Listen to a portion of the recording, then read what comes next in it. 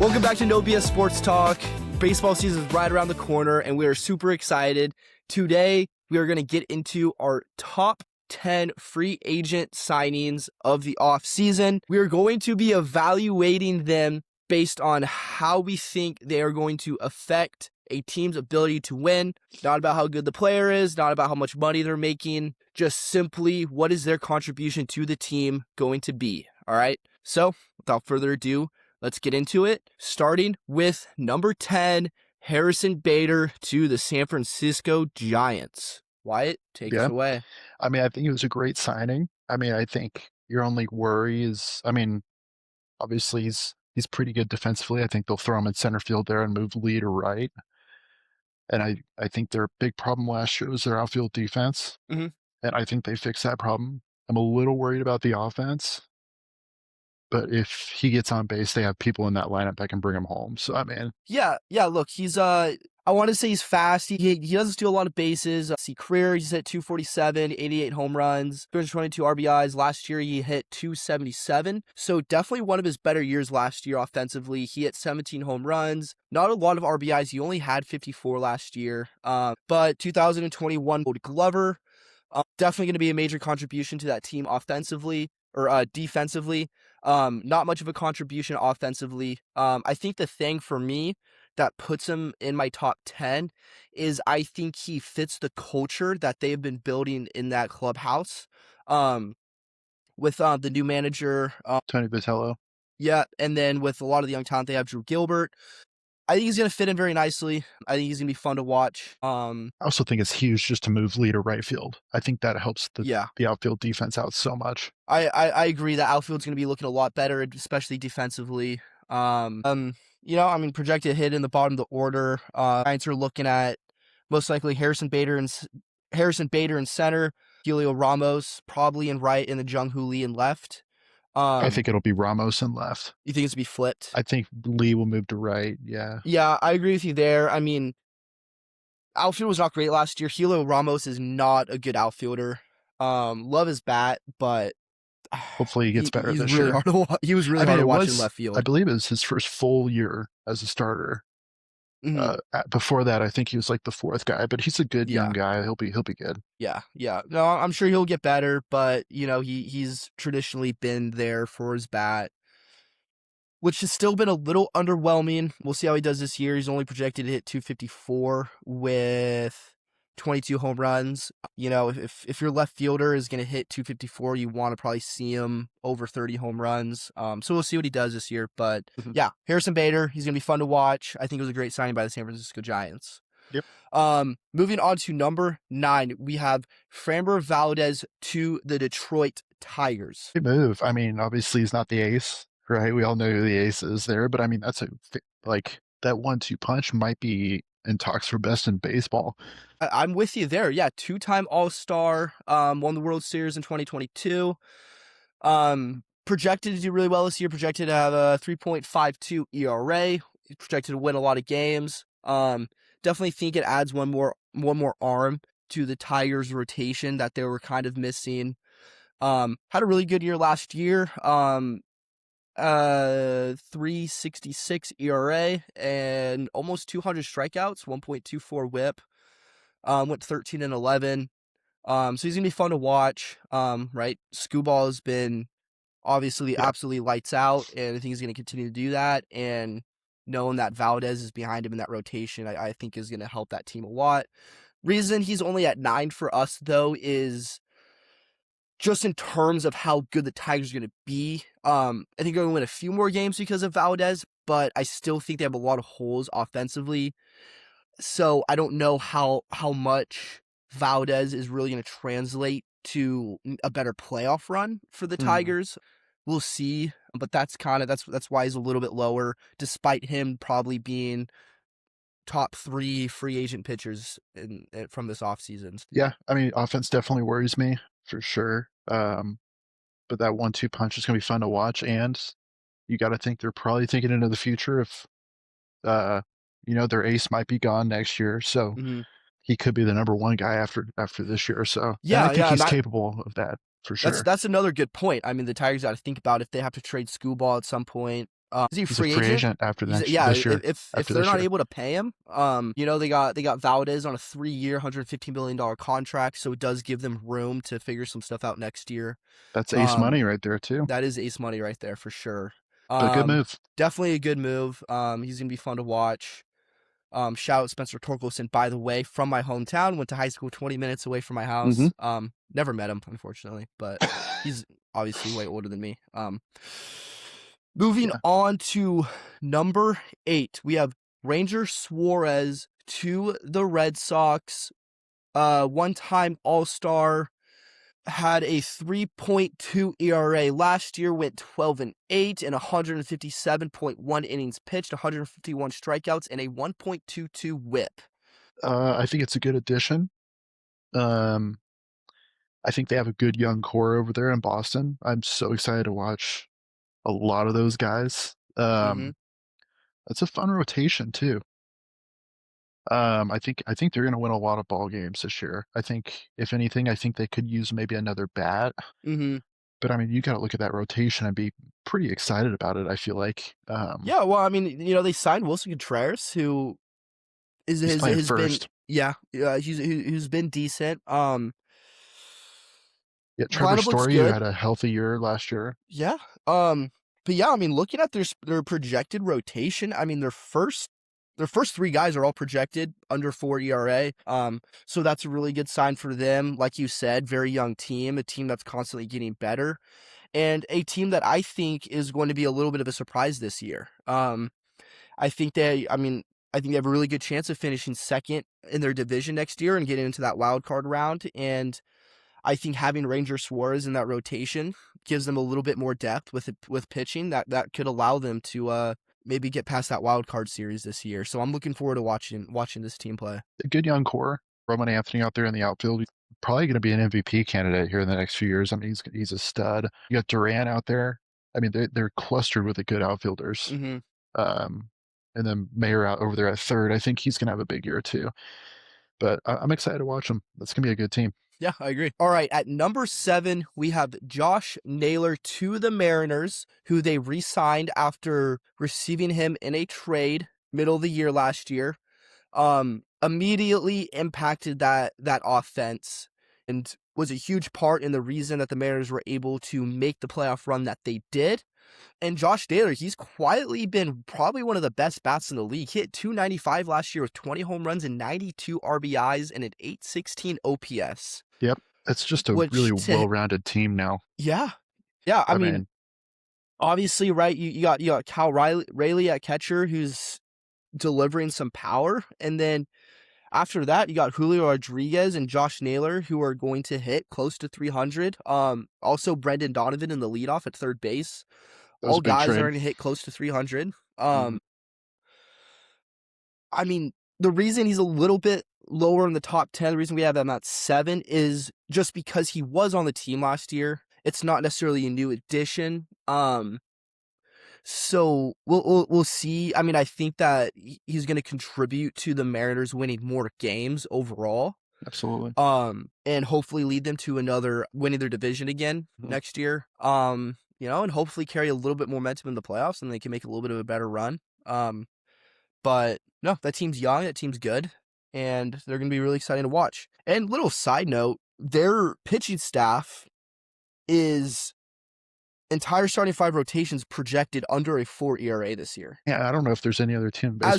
As a rotation, in their number 5, Bryson Miller is projected at 4.15 ERA, but their number 1, Brian Woo's projected 3.37, Logan Gilbert projected 3.4, and then their number 4, George Kirby projected 3.5. So that rotation average is below 4.0, which I think is going to be really exciting to watch. I mean, you got to think it's them or Toronto in the AL this year. I mean, without a doubt. I mean, you're gonna have to face a tough pitcher any day of the week. Mm-hmm. Pick your poison there, and then you have a tough lineup. One of the best catchers in baseball, one of the best center fielders in baseball. I mean, it's a deep team, and I think you could flip a coin for them or Toronto this year. I think. Yeah, I'm with you there. Moving on to our number 6, we have Pete Alonso to the Orioles. Huge fan of Pete Alonso. Signed a 5-year, $155 million contract. hit 272 last year with 38 home runs, 126 RBIs. A lot of home runs, a lot of RBIs, also a 5-time All-Star and NL Rookie of the Year in 2019. I think he adds power to that lineup that the Orioles have been missing. Obviously, so like career, he's a 253 career hitter. Obviously, much better year in terms of how average goes. But he's projected to hit around 250 this year. Even if he does, I mean, he's going to be a guy that hits 40 home runs at least. So I think that's going to be huge for that Orioles lineup. Um, I agree. I think I mean, they really needed somebody like that in the middle of their lineup to hit 40 a year, and they got their guy. I just think they're kind of missing a couple more pieces, I think. yeah. I mean, their starting rotation doesn't look great. That starting rotation's projected to have well over a 4.0 ERA this year, and in terms of how well-rounded their projected starting lineup is, I mean, as a team, they're projected to hit around 240 this year, maybe even a little bit lower. I mean, Gunnar Henderson might hit in the high twos, but other than that, you're looking at a bunch of guys that are going to hit probably 250 and below. Um, so obviously, great player, great addition. I don't know if this is going to translate to the Orioles being a whole lot better. They're definitely going to be a little bit better, but I still don't necessarily see this being a playoff team. But the fact is it's a 5-year contract, and it does put them in a position to add some pieces moving forward. So I definitely think maybe not so much a team to watch this year, but a team to watch in the next few years going forward. Yeah, I agree. I think big signing for them. They needed a big time guy like that. So I think Mm-hmm. that's massive. I think there's more work to be done, but they'll do it. They got to look at a lot of good young guys. So Definitely, yeah, definitely. All right, moving on to number 5. A little bit of a hot take. We have Luis Arraez to the San Francisco Giants. All right. Luis Arraez, career 317 hitter, hit 292 last year. Not going to hit any homers, hit 8 last year. Has 36 career homers. Pete Alonso freaking hits that in 100 games. Not a lot of RBIs either, 61 RBIs. Typically a guy that bats in the leadoff spot, so not a guy that you can really expect a lot of RBIs from. Mhm. Right, he's the guy that you expect to get on a lot, and it does translate to a lot of runs scored by Luis Arraez.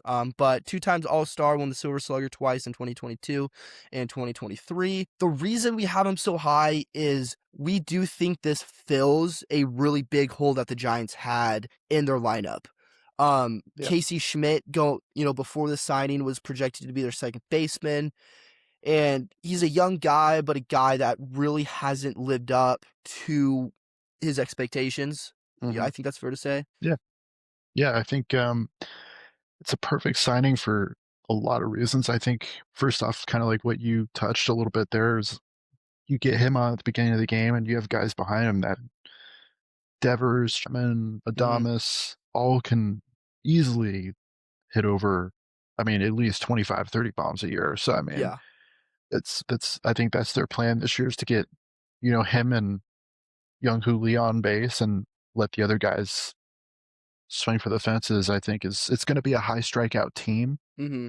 I think they just kind of have to accept that. Like, there's going to be nights where it doesn't look pretty and they're going to get shut out and it's going to suck. But I think there's going to be a lot of days where, I mean, you could see Chapman, Willie, and Devers all hit one out the same day. Like, you never know. So I think it's going Yeah, to be a I mean, fun. to your point, I mean, he does help because, like you said, very high strikeout team. 1, 2, 3 guys in that lineup projected to have over 150 strikeouts, but your leadoff hitter is projected to have 26 strikeouts next year, Yeah, which is right. I mean, I mean, I crazy. mean, that's why he's been so good. That's why he's won 2 Silver Sluggers. Is he hits 300 and he doesn't strike out. And we all know how hard it is to hit major league pitching. To only strike out 26 times in 162 games is beyond Yeah. impressive. And I mean, you look at Matt So Chapman, right? Who strikes out all mhm, the time. yeah, He's projected he's like, 157 this year. what's his projected batting average? Do you have that on you? Around 240, 25 homers. Yeah, so that's a So normal probably, year for Chapman. yeah. but you'll take that any day of the week. Like that's a good lineup in my Yeah, opinion. but So then you got Luis Ariz projected to hit 299 this year. So yeah, so you get him on and Chapman, Devers, and all those guys bring him home. I think people aren't talking about Eldridge enough either. So I think that's going to be another power bat there. But no, I mean he's a hard guy to evaluate because right, obviously this is gonna be his rookie year. Projected to hit 233 with 17 home runs, but I think he could hit I, I 20. think I think he could surprise a lot of people. I really do. Um, I think he hits 20 plus bombs this year. That's I a could hot see it. I take. could see it. That is a hot take. Bryce Eldridge, 20 plus bombs. You heard it here first. You heard it here first. Devers is hitting 40 Yep. this year. Devers is hitting 40. Devers is hitting 40 homers this year. Adames Sure. will hit about 30 again because he did that Mm-hmm. last year. With And then I 160 like, strikeouts. yeah, good defensively at shortstop. Mm-hmm. Great team guy, by the way. Like, who wouldn't want to hang Yeah. out with that guy? And then Right. I like the Chapman 25. It's probably pretty good. I think Mm-hmm. I don't remember what he had last year, but he missed some times. Health is going to be a big thing for them for sure. So we'll see. Yeah, I could and see Devers hitting 40 though. the other I, thing about Luis Ariz is I think the field benefits him a lot. You got a really, really deep right center in that field. mhm. And I think we're going to see Luis Ariz probably hit a career high doubles and triples this year for the San Francisco Giants. I could see that, especially Yeah. doubles. Especially doubles. I mean, Yeah, and that's another reason why he is number 5 for me is I think the situation benefits him as a player and him as a player benefits the Giants a lot. over or under 5 home runs for him this year. I'm going to go with like 4. I could see him sneaking a few over that 310 sign in right field. Yeah, and then they play at Coors multiple times a Mhm. year because it's Mhm. their division. So I mean, I could see. I could see him hitting 8 this year. I'm gonna go with like 5 or 6 somewhere in 5 or there. 6, But maybe 6 Devers or is gonna 7. shock some people. 6, 7 somewhere in there, and then Devers is gonna hit 40. That's my wild projection. All right. All right. 40 homers for Devers. We'll see how it goes. All right. Number 4, Dylan Cease to the Blue Jays, signed a 7-year, $210 million contract last year. 3.88 ERA went, oh no, I apologize. Career 3.88 ERA.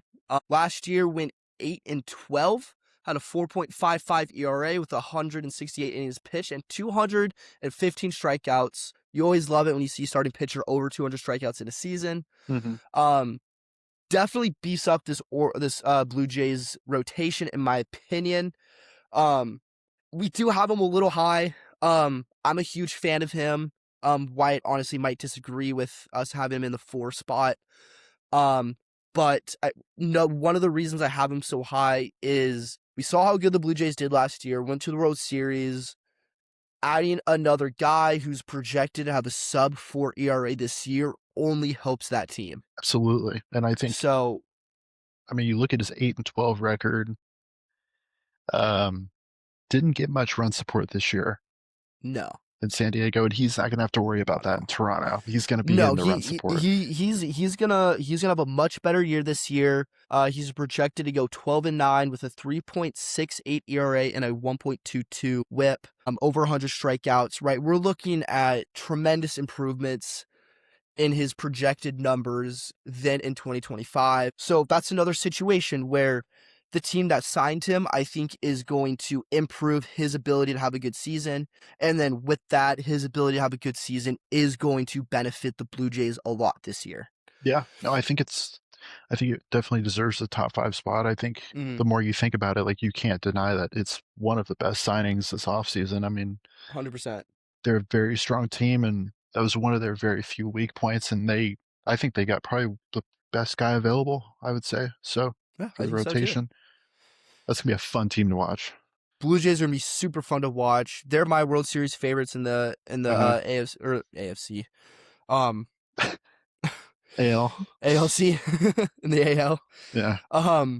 Which that will be our next video. Why the Blue Jays are gonna win the World Series next year? The Dodgers. Dude, it's the Rockies. Come on now. Yeah. Yeah, no, great signing. Speaking of 2026 World Series teams, at number 3, we have Edwin Diaz to the Dodgers, signing a 3-year, $69 million contract. The reason this is number 3 is you are adding one of the best closers in baseball to a team that already won the World Series. And the Dodgers didn't necessarily have a good closer last year. Um, Blake Triton and I can't remember who their other guy that they kind of used to close games were. We saw their bullpen struggle throughout the playoffs. Obviously, that offense is so good that it didn't matter. But the fact is the Dodgers bullpen did struggle, Yeah, I and mean, they I think did that's blow. the weakest point, right? Would you say? Yeah, and they did blow a few games for the Dodgers throughout their Yeah. playoff run. So I mean, having that lights out closer is going to make this team unstoppable, and that's why he's top 3 for us. You got more to add on to that? I mean, it's their weakest link. They filled it with one of the best closers in the game. As Yeah. much as I hate these guys, it's probably their year again this year. I mean, unless some injuries It happen, sucks to say. their lineup is Um, getting older. That's my mhm, big concern. I mean, some of the big guys are getting up there. yeah. But I mean, it's gonna be a tough team to be. That I mean, those are the best of the best right now. So No, I mean, the fact is they're printing money down there, and they keep signing these guys to massive contracts, and that's not going to stop until there's a salary cap. I think they got to go Um, all out this year because they know the yeah. lockout's coming, and No, the lockout's coming, a salary cap is coming, and the Dodgers are going to have to let some guys go. so they're going all out So this year. I think. they might as well. Yeah, good signing though. Um, all right. Number 2, we have Bo Bichette to the Mets. Signed a 3-year, $126 million contract. 2025, he hit 311 last year with 18 home runs, 94 RBIs. Career 294 hitter, 2-time All-Star, 1 Rookie of the Year. Absolutely phenomenal bat. I mean, you can't. I mean, one of the best in the league, and I think Bo Bichette does give the Mets probably arguably the best infield in the league. Bo Bichette's going to be moving to third base most likely this year with Francisco Lindor obviously still playing shortstop. And then you got Marcus Semien at second base, who's phenomenally defensively. Okay with the bat, probably gonna hit around 240 this year. Hopefully hit 20 home runs for them. And Jorge Polanco at first base, who did great. He did great last year. He really did have a good year last year. Mhm. So I think we might be looking at the best infield in baseball here in New York. I think so. I think obviously part of you is like, dang, I wish Pete was over there at first because that would be insane. Um, but they had a good offseason. I do worry a little bit about their rotation. But that infield that's gonna be hard to stop. It's a great signing for them. They needed a big guy like that too, I think. Yeah. Rotation not looking great necessarily. A lot of high 3s, low 4s, and projected ERA, which isn't terrible. Um, but we're looking at a kind of a weird bunch of guys in that rotation, right? You got Sean Manaea, who's really been up and down in his career, right? You got Clay Holmes, who kind of sucked with the Yankees. Obviously Freddie Peralta. I think he's obviously the highlight of that rotation. But yeah, no, I mean, we'll see. I mean, the Mets have always been one of those teams where they're always really, really, really good in the regular season. And then end up missing the playoffs or getting knocked out early. I think Bo Bichette's going to help. I think he's going to add a lot of consistency to that lineup that they need. But we'll see how it goes. There's a good chance it's kind of the same thing with the Mets this year. But if anybody's going to get the Mets over that hump, I do think adding Bo Bichette to that lineup is what's going to do it. Which is why he's at number 2. I mean, obviously great player. He's going to give the Mets, I think, an opportunity to kind of break this curse that they've had the last few years. Yeah. I mean, it's a great lineup, and the contract he signed, he's got a chance to go back into free agency and make even more. So I mean, Mm, we'll see how long he's there for. So I know the Mets are yeah, kind of just going all out right now. So right. All right, that leads us to our number 1 free agency signing. Kyle Tucker to the Los Angeles Dodgers signed a 4-year, $240 million contract. Horrendous amount of money. But obviously, Kyle Tucker, one of the best in the league, 4-time All-Star, won the Gold Glove in 2022, over Slugger last year in 2025. Careers hit 273, 147 home runs, hit 266 with 22 last year. and projected to hit around 260, 270, with 30 home runs this year in LA. So, like I said, one of the best in the league. I mean, he's a guy that's going to bring a high average and also hit home runs. He's also a guy that's fast. He stole 25 bases last year. And is projected to steal another 20 bases this year. So adding him to this team, just it makes them unstoppable, Yeah, which is why he's at our number one. I don't really see a weak point in this team right now, dude. Like they filled their two weak points were an outfielder and a closer, and they Yeah, not and they only filled him. filled them, but they freaking got the best of the best at each. Yeah, it's honestly ridiculous. I mean, they literally got the best outfielder available and the best closer available, and threw it in Yeah, your two worst spots on the best yeah, team in yeah, baseball. and gave them absolutely ridiculous amounts of money. Yeah, it's gonna be interesting to watch their struggle after the cap though, because I think this might bite them a little bit. Oh, 100%. No, what goes around comes around, and the fact is what the Dodgers are doing, I think, rubs most of the league the wrong way. We're watching. I One of mean, the big talk. go ahead. Sorry, Sorry. go ahead. Well, one of the big talks last year was right Brewers versus the Dodgers, and what was that, the divisional round? Yeah, I think NLDS. so. Yeah, Right, we're talking about a team with one of the lowest payrolls in baseball going up against a team with one of the highest payrolls in baseball. And the fact that there's no salary cap, the Brewers literally cannot compete yeah, with the Dodgers yeah. because there's no salary cap, and it's at the point where it's unfair to the league, and there needs to be a salary cap so that teams like the Dodgers don't exist. Right? I think that's one of the best things about baseball is it's new teams in the World Series every year, and people could argue with me. I don't think it's good for the MLB Mhm. having the same team in the World Series every single year. Um, so Yeah, I agree. I mean, they're going to be in a lot of trouble here the next off season or two. So I mean, it's going to be kind of fun to watch. Obviously, as a Giants fan, that'll be a little fun. oh But yeah. I mean, because you look at the team, right? Who are they getting rid of when they have to cut some contracts? Are you cutting? I mean, I don't even know. Like, where do you start? Yeah, I don't know. You're paying Freddie Freeman, you're paying Will Smith, you're paying Kyle Tucker now, you're paying Mookie Betts, you're paying Shohei Ohtani almost $1 billion, like literally almost $1 billion. So we'll see what happens to them. Obviously we have to get through at least one more year of them being an absolute monster in this league. But another big thing too is we talked about how bad Tuescar Hernandez how bad his defense was in right field last year. Made some really bad mistakes in the playoffs that almost cost them one of their games. But moving him to left is going to be, I think, huge for them. A little bit of a less busy side of the field, I think.